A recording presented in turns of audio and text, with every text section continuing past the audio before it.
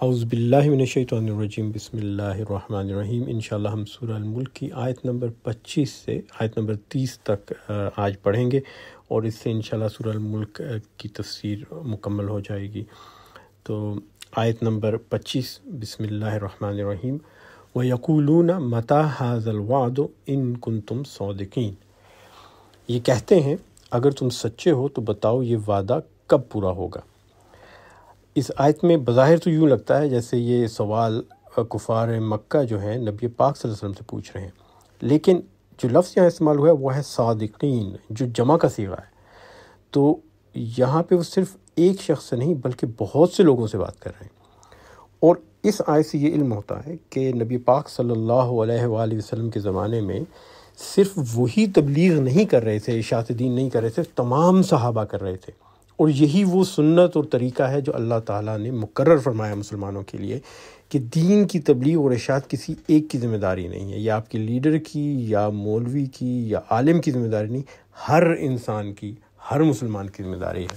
اور کفار مکہ سب کو مخاطب کر کے کہہ رہے ہیں ان کنتم صادقین، اگر تم سب سچے ہو، اگر تم سب سچے ہو تو بتاؤ یہ وعدہ کب پورا ہوگا۔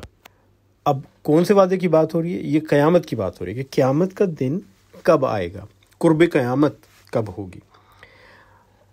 اور یہاں دوسری چیز ہمیں یہ پتہ چل رہی ہے کہ نبی پاک صلی اللہ علیہ وسلم کے زمانے میں صحابہ کرام کو کبھی اس چیز کا شوق نہیں تھا، اور نہ اس چیز کا تجسس تھا کہ قیامت کا دن کب آئے گا، اس کی کیا نشانیاں ہیں۔ نبی پاک صلی اللہ علیہ وسلم نے احادیث میں جو قیامت کی نشانیاں بتائی ہیں، قرب قیامت کی نشانیاں خاص طور پہ، وہ تمام انہوں نے بغیر کسی کے پوچھے ہوئے بتائی ہیں، اور ان نشانیوں کو بتانے کا مقصد یہ تھا کہ لوگوں کو خبردار کیا جائے کہ کون کون سی برائیاں اور کون کون سی گمراہیاں پیدا ہو سکتی ہیں امت میں، تاکہ ان سے بچا جائے، یا تو ان کو پیدا نہ ہونے دیا جائے، اور اگر وہ پیدا ہو جائیں تو ان سے کیسے بچا جائے۔ اس سے ہرگز یہ مراد نہیں تھی کہ ہم اندازہ لگانے شروع کر دیں کہ کب قیامت آنے والی، اور امام مہدی کب تشریف لا رہے ہیں، اور عیسیٰ علیہ السلام کب آنے والے ہیں۔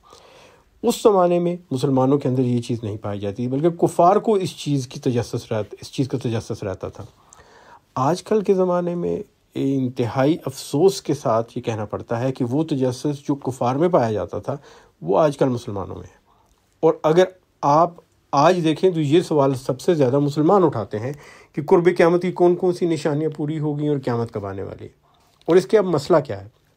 اس کا مسئلہ یہ ہے کہ ایسا کرنے سے ایک تو گمراہی اور مایوسی پیدا ہوتی ہے، وہ اس طرح کہ ہم ہر آنے والی نسل میں یہ اندازہ لگا کے بیٹھتے ہیں کہ ابھی قیامت آنے والی ہے، اور امام مہدی آنے والے ہیں، اور عیسیٰ علیہ السلام آنے والے ہیں، اور جب قیامت نہیں آتی اور امام مہدی اور عیسیٰ علیہ السلام نہیں آتے کیونکہ ان کے آنے کا ہمیں پتہ نہیں ہے، تو پھر مایوسی پیدا ہو جاتی ہے۔ دوسرا، اس امید پہ کہ دو بڑی شخصیات آنے والی ہیں، امام مہدی اور عیسیٰ علیہ السلام، ہم لوگ اپنا کام کرنا چھوڑ دیتے ہیں، اور ہم اس امید پہ ہوتے ہیں کہ سب کچھ ان کے آنے سے ٹھیک ہو جائے گا، تو معاملات بگڑتے ہیں تو بگڑنے تو۔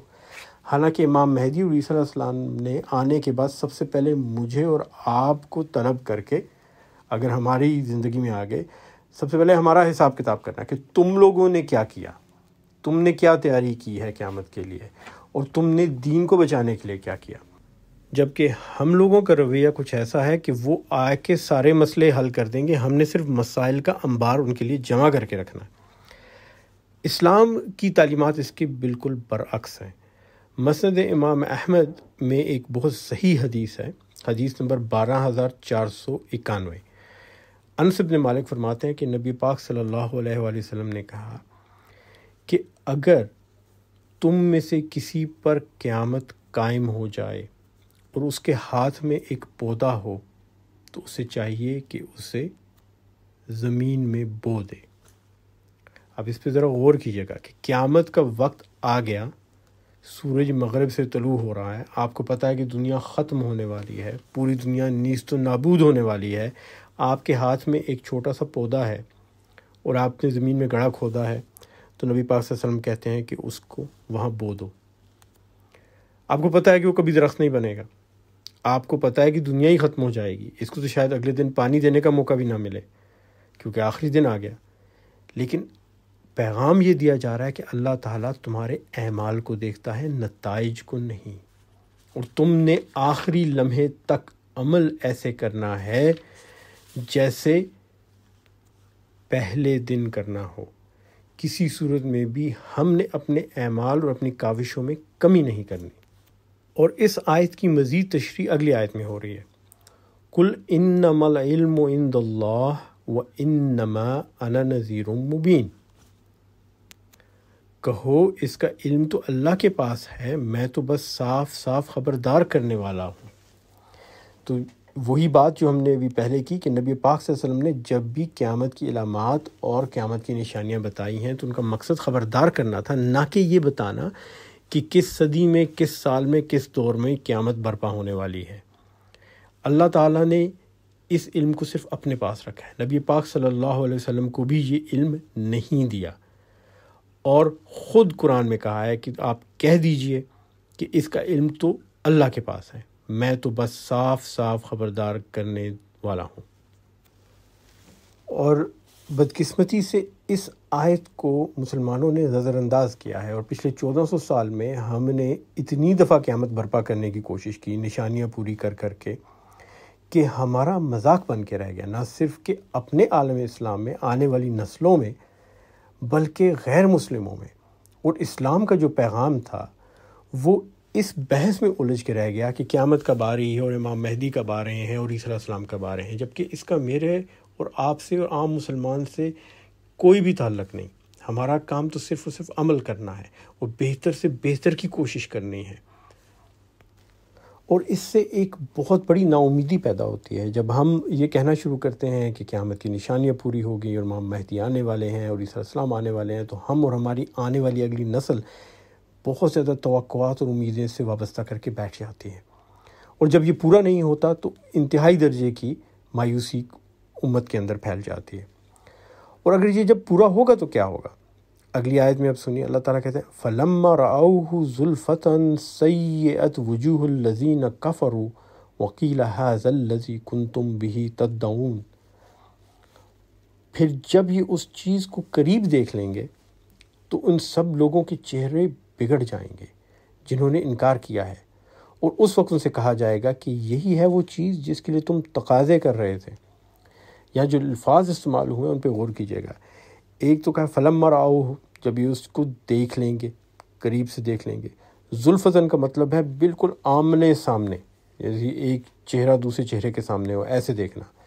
سیئت وجوہ، سیئت سے مراد ہے کہ چہرہ بالکل خوف سے اور دہشت سے بگڑ جانا، انتہائی درجے کا غم، جیسے غم سے چہرے تاریک ہو جاتے ہیں، ان کی اندر سے نور چلا جاتا ہے، تو اس کو سیئت کہتے ہیں۔ اور پھر اللہ تعالیٰ کہتے ہیں کہ ان سے پوچھا جائے گا وَقِيلَ هَذَا الَّذِي كُنْتُمْ بِهِ تَدَّعُونَ، یہ ہے وہ چیز جس کے لیے تم تقاضے کر رہے تھے۔ تدعون کا مطلب ہے کہ بہت تقاضا کرنا، بہت زیادہ کسی چیز پہ اصرار کرنا، تو اللہ کہے گا یہ ہے جو تم مانگ رہے تھے۔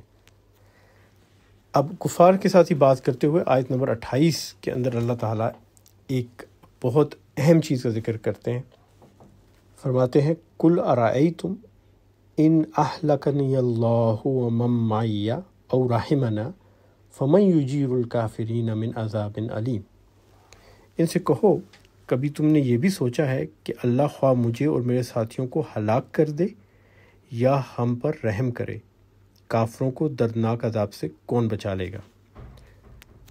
مفسرین فرماتے ہیں کہ اس آیت میں اللہ تعالیٰ یہ بتا رہے ہیں کہ کفار مکہ کو امید تھی کہ نبی پاک صلی اللہ علیہ وسلم اور ان کے سارے ساتھی ہلاک ہو جائیں گے، اور نہ صرف کہ امید تھی، وہ اس کا باقاعدہ انتظام بھی کرنے والے تھے۔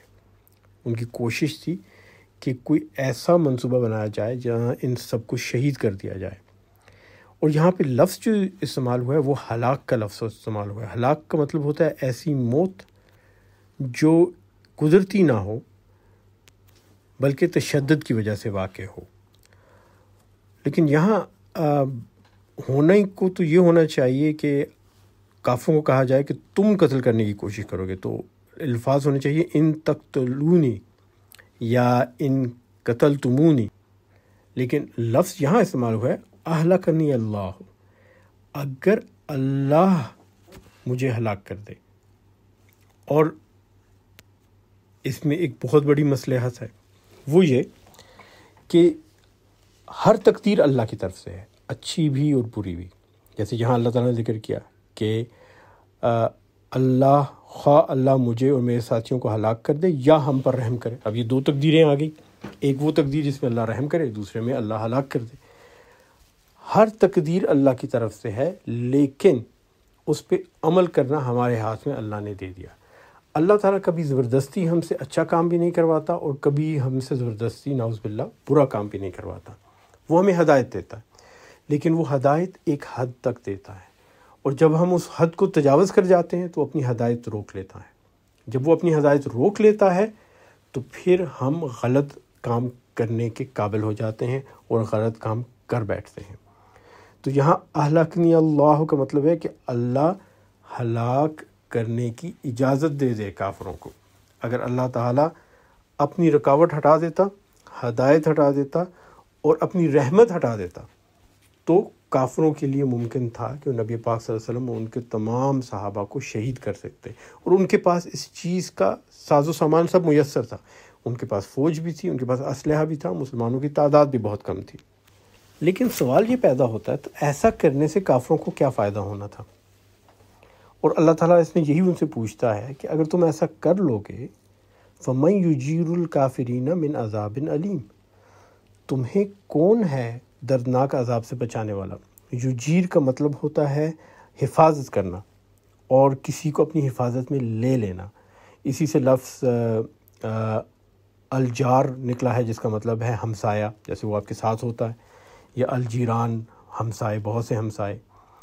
تو اجارہ کا مطلب ہے کسی کو اپنی حفاظت میں لے لینا، اس کے ساتھ ہونا. تو اللہ کہتا ہے کہ اگر میں نہیں ہوں گا تو اور کون ہوگا جو تمہیں بچائے گا عذاب سے؟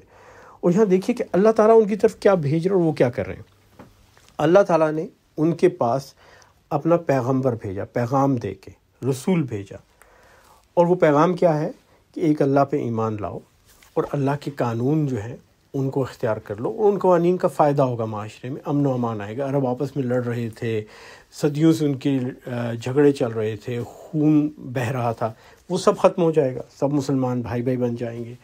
غریبوں کو ان کا حق ملے گا، یتیموں کو ان کا حق ملے گا، بیواؤں کو ان کا حق ملے گا، عورتوں کو، بچوں کو، معذوروں کو، سب کا بھلا ہوگا. ایک ایسا معاشرہ بنے گا جو تمام معاشرے کے افراد کے لیے، سب انسانوں کے لیے بہتری کا باعث ہوگا.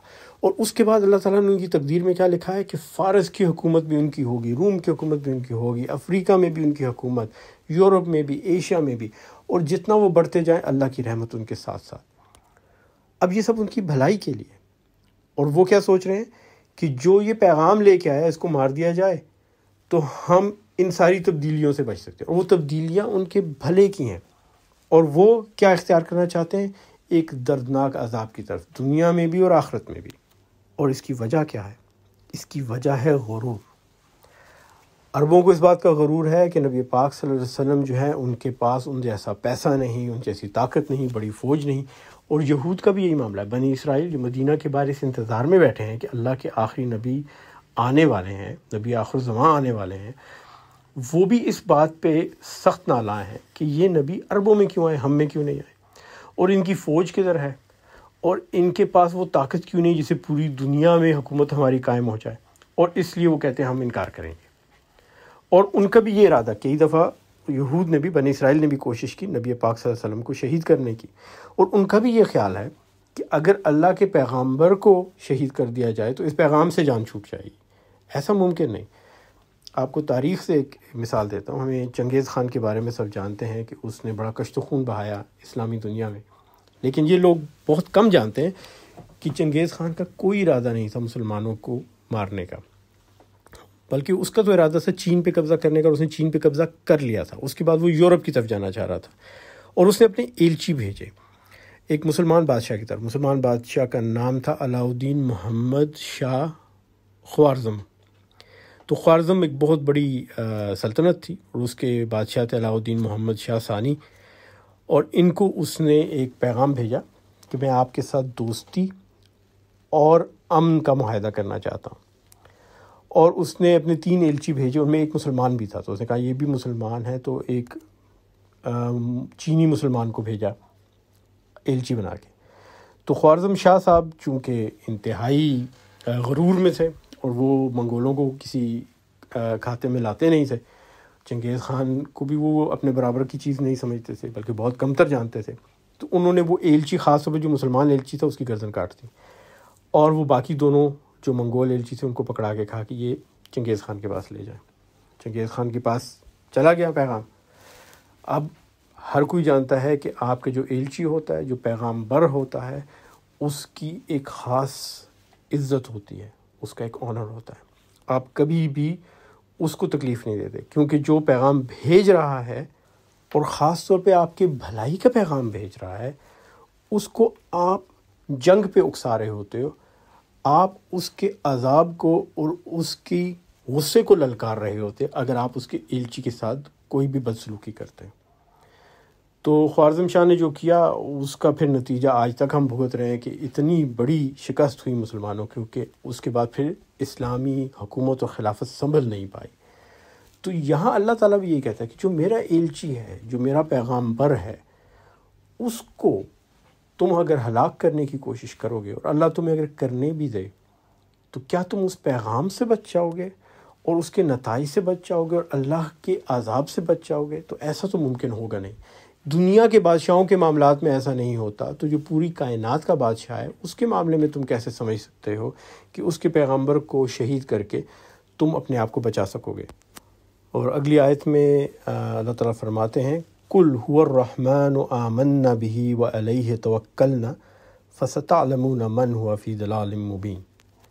ان سے کہو وہ بڑا رحیم ہے، اسی پر ہم ایمان لائے ہیں اور اسی پر ہمارا بھروسہ ہے، ان قریب تمہیں معلوم ہو جائے گا کہ صریح گمراہی میں پڑا ہوا کون ہے. تو کفار کا یہ خیال تھا کہ نبی پاک صلی اللہ علیہ وسلم جو پیغام لے کے آئے ہیں وہ پیغام غلط ہے اور اس پیغام سے انہیں فائدہ نہیں ہوگا. اللہ تعالیٰ نے کہا کہ ان قریب وقت کے ساتھ تمہیں پتہ چل جائے گا کہ جن لوگوں نے یہ پیغام مان لیا اور جنہوں نے یہ مذہب اختیار کیا، ان کے لیے اللہ تعالیٰ دنیا اور آخرت میں کتنی کامیابیاں بنا رہا ہے، اور وہ لوگ جو رد کر رہے ہیں وہ کتنا پچھتائیں گے اس دنیا میں بھی اور آخرت میں بھی. ایک واقعہ ہے کہ ایک صحابی تھے جو بڑے غریب تھے، پھٹے پرانے کپڑے ہوتے تھے ان کے، پیوند لگے ہوئے، اور بہت کمزور بھی تھے. اور وہ ایک دفعہ نبی پاک صلی اللہ علیہ وسلم کے پاس حاضر ہوئے تو نبی پاک صلی اللہ علیہ وسلم نے ان کی کلائیاں دیکھی، بہت پتلی سی کلائیاں تھیں ان کی. تو فرمانے لگے کہ میں ان کلائیوں میں ایران کے بادشاہ کسرا کے سونے کے کڑے دیکھ رہا ہوں. اب کفار کے لیے تو یہ بڑی مذاق کی بات بن گئی کہ واہ اس کو دیکھیں جی، یہ غریب آدمی جس کے کپڑوں میں پیوند لگے ہیں اور اتنا کمزور، اس کی یہ پتلی پتلی کلائیاں ہیں، اس میں کسرا ایران کا جو بادشاہ ہے اس کے سونے کے کنگن، یہ کیسی بات کر دی. لیکن مسلمانوں کا تو ایمان تھا، نبی پاک صلی اللہ علیہ وسلم نے کہا تو ہوگا. اور اس وقت حالات مسلمانوں کے یہ تھے کہ وہ مشکل اپنی جان بچائے پھرتے تھے. لیکن وقت کے ساتھ ساتھ نبی پاک صلی اللہ علیہ وسلم دنیا سے رخصت ہو گئے، مسلمانوں کے محاربات ہوئے، ایران کے ساتھ بھی، روم کے ساتھ بھی، اور پوری ایرانی سلطنت دھڑام سے گر گئی. اور پھر جب صحابہ وہاں پہنچے اور ایران کے بادشاہ کے خزانے لائے گئے، تو جب وہ سونے کے کڑے آئے تو صحابہ نے وہ کڑے ان صحابی کے ہاتھ میں پہنائے. تو کیا عظیم الشان مقام اللہ تعالیٰ نے ان کفار مکہ کے لیے، ان غریب لوگوں کے لیے، ان راندہ درگاہ لوگوں کے لیے جن کو دنیا میں کوئی نہیں پوچھتا تھا، کیا عظیم الشان مقام اللہ تعالیٰ نے مقرر کیا تھا، اور وہ اس چیز سے بھاگ رہے تھے. اور اللہ تعالیٰ یہ کہتا ہے فَسَتَعْلَمُونَ مَنْ هُوَ فِي ضَلَالٍ مُبِينٍ.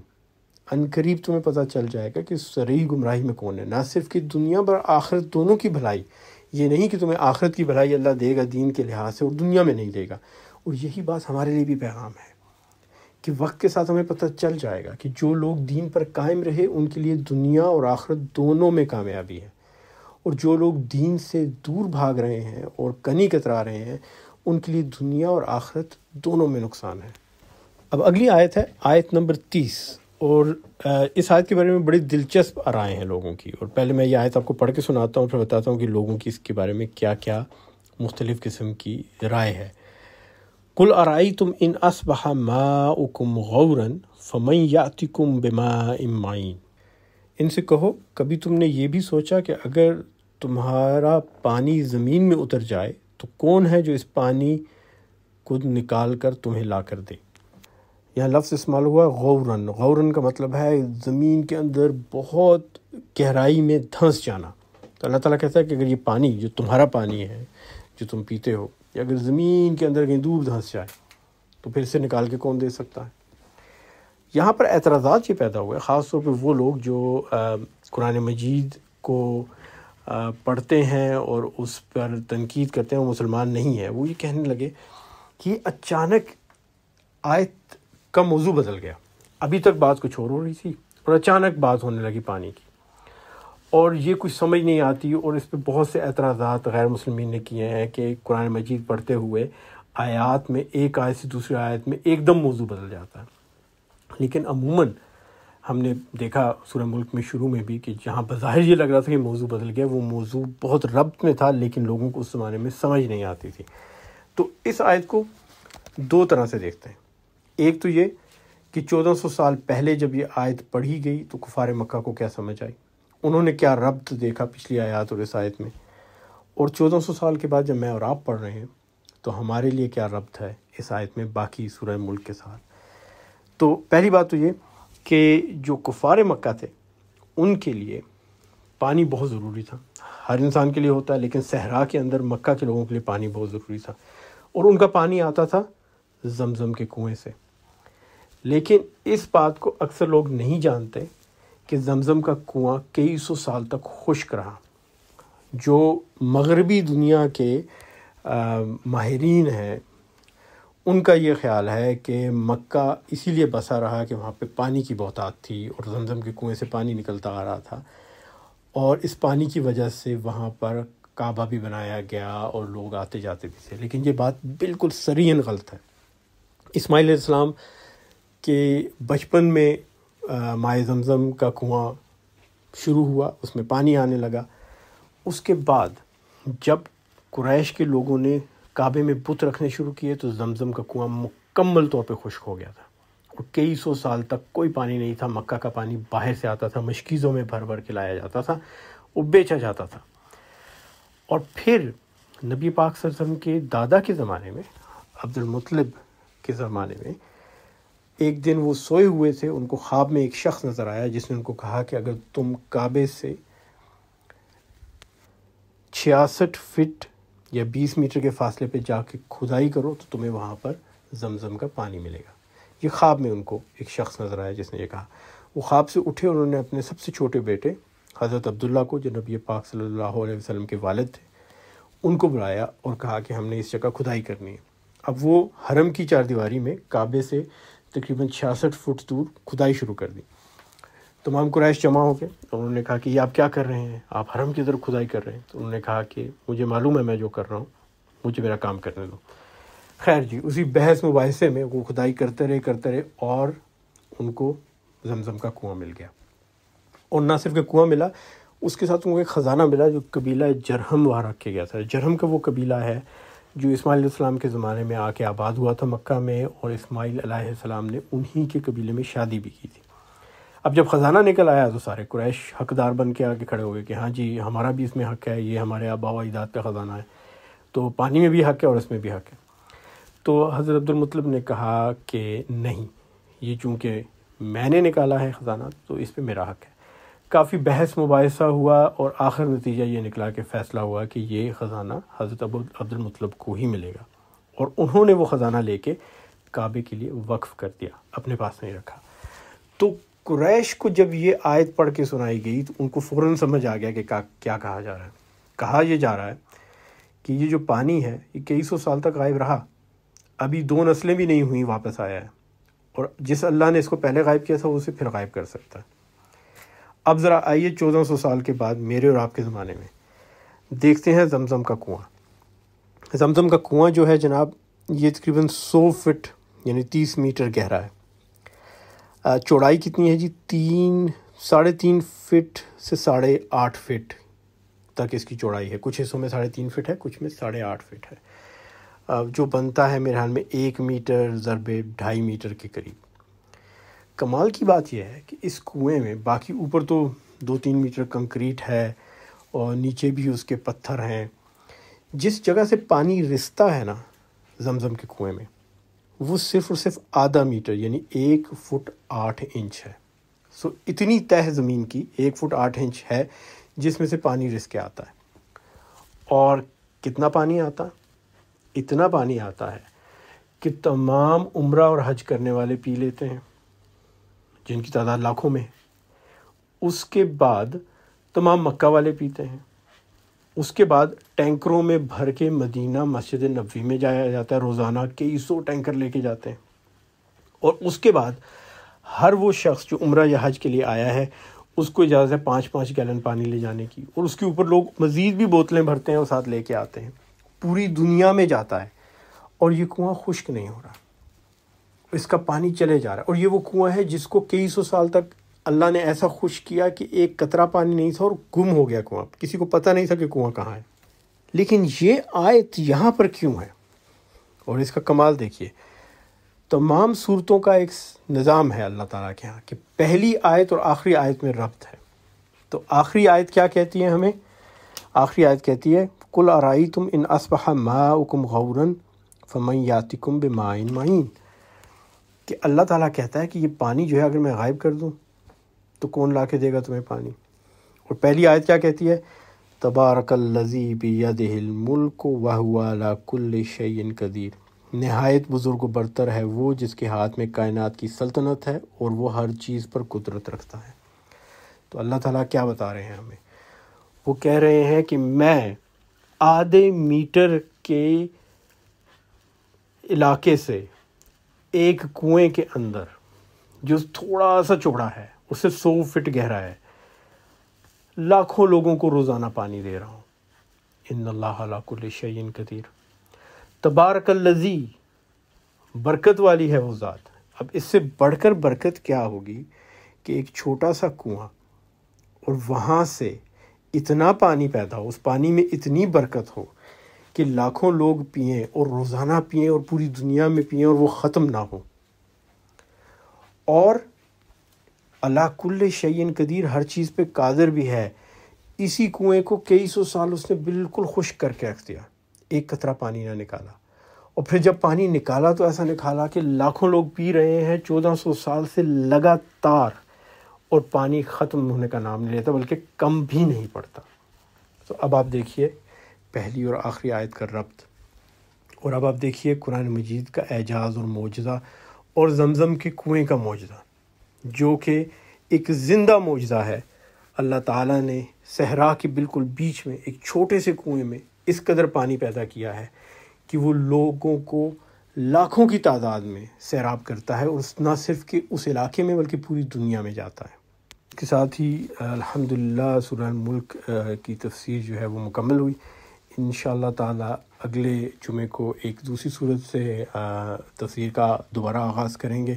میری کوشش ہے کہ کچھ مختصر صورتوں کو بیان کیا جائے اور اس کے بعد پھر ایک بڑی صورت کو انشاءاللہ پڑھا جائے، اور انشاءاللہ جو اگلے جمعے کو جو صورت ہوگی وہ ایک مختصر صورت ہوگی، لیکن اس صورت میں کچھ ایسے تاریخی اور سائنسی حقائق ہیں جو بہت کم لوگ جانتے ہیں، اور خاص طور پہ اس زمانے میں جا کے زیادہ عیاں ہوئے ہیں۔ تو انشاءاللہ اللہ کے حکم سے مجھے امید ہے کہ اس سے اللہ تعالیٰ ہمارے ایمان اور علم میں اضافہ فرمائے گا۔ تفسیر سننے کا بہت بہت شکریہ، دعاؤں میں یاد رکھیے گا۔ انشاءاللہ اگلے ہفتے تک کے لیے اجازت دیں۔ السلام علیکم ورحمۃ اللہ وبرکاتہ۔